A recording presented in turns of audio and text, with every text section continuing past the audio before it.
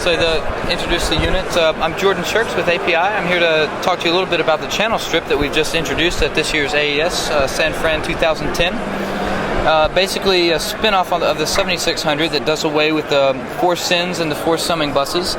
With that, we added more mic pre and more compressor. Instead of the 212, we give you the 512 preamp. Instead of the 225 compressor, we give you the 527 compressor.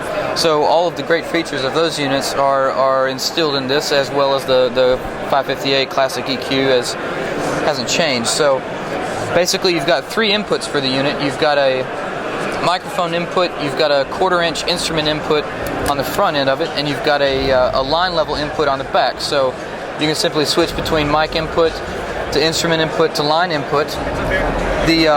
Included in this is actually a peak indicator on the input selector switch. You can see it turning red there as we're clipping. In addition to that, you've also got a 20 dB pad, a polarity reverse, and phantom power. The 527 and the 550A are both hardwire bypassable. You can totally take those out of the chain with the bypass switches. If you're not familiar with the 527 compressor, the 527 compressor has a hard and soft knee select.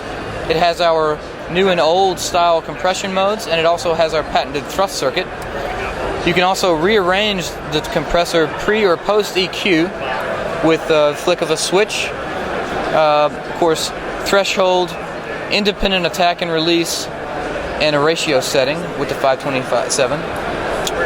The 550A hasn't changed much. Got your bandpass filter, in and out shelving on the low and high mid bands. Got the EQ bypass. There is an output meter that can either be an output meter or an input meter.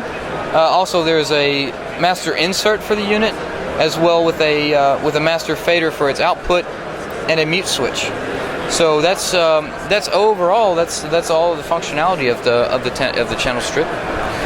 And basically the next thing to do is plug some ears up and listen to it. So